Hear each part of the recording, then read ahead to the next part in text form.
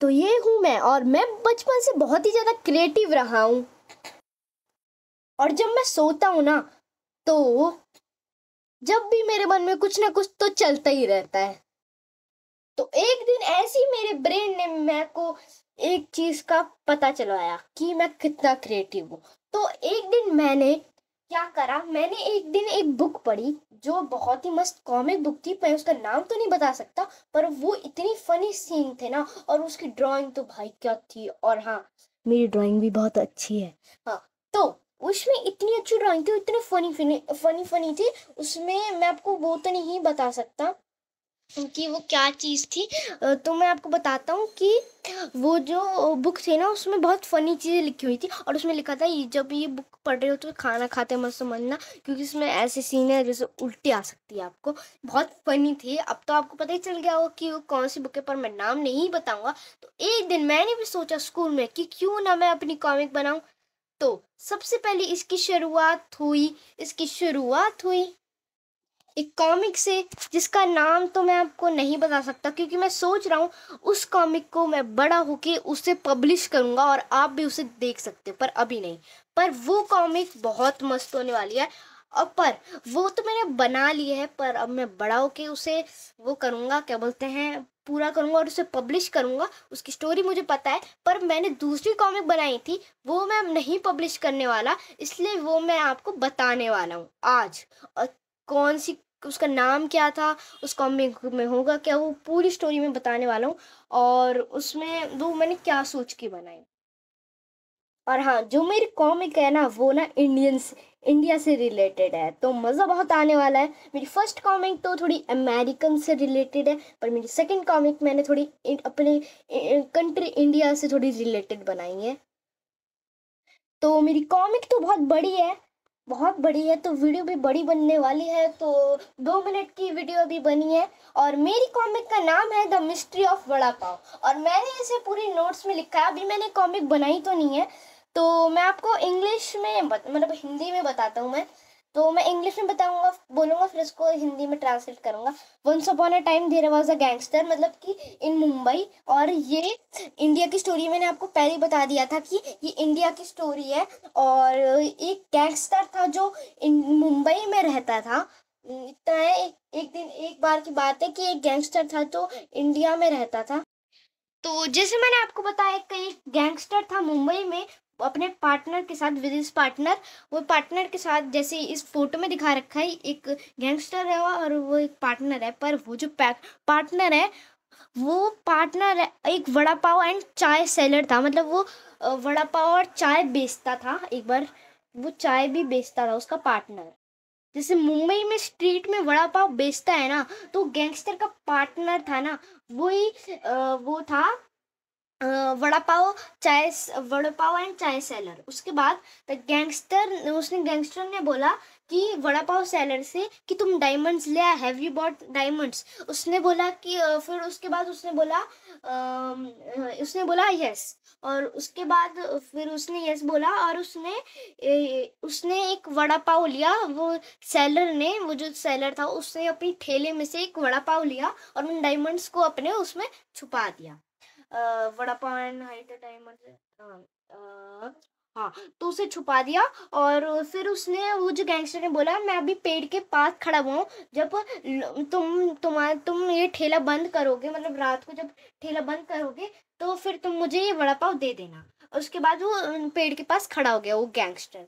उसके बाद वो जो गैंगस्टर था, वो मतलब वो जो वड़ा पाव सेलर था, उसने ना क्या करा, वो जो नहीं, उसकी वो एक कस्टमर आया, उसका नाम था इंस्पेक्टर, मतलब डिटेक्टिव ऋषि था। उसके पास वो आया, और वो डिटेक्टिव ऋषि हमारा मेन कैरेक्टर था। और उसने उससे एक वड़ा पाव सेलर से एक वड़ा पाव लिया, और वो उस वड़ा पाव लिया और अपने फ्रेंड के लिए लिया जो दिल्ली में रहता। और उसके फ्रेंड ने उसे बोला था कि उसे वड़ा पाव खाने का बहुत मन हो रहा है, तो मेरे लिए ले आना तुम, दिल्ली से वो मुंबई से दिल्ली वो वड़ा पाव ले आना। और उसके बाद वो दिल्ली में रहता था, वो यहाँ नहीं था।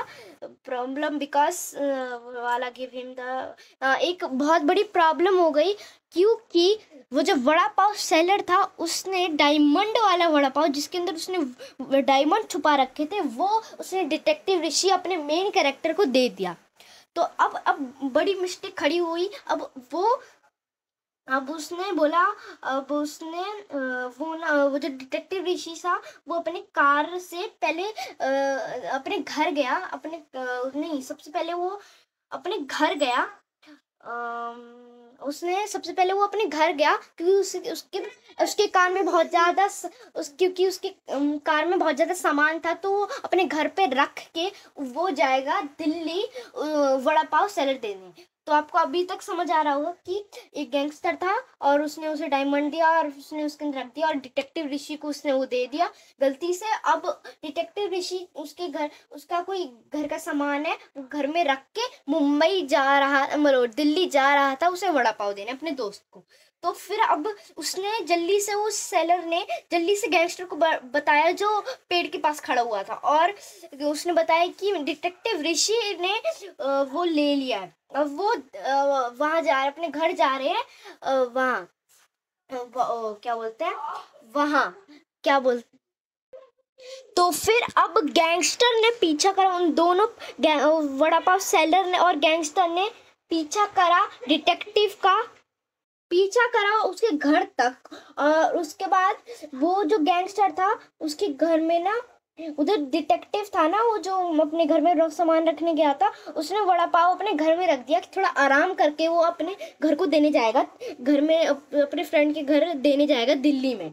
तो उसके बाद the gangster is looking secretly as his home, at his home. तो जो गैंगस्टर थे वो दोनों एक होल से उसका घर देख रहे थे। उसका घर बहुत बड़ा था, वो एक रिच मैन था।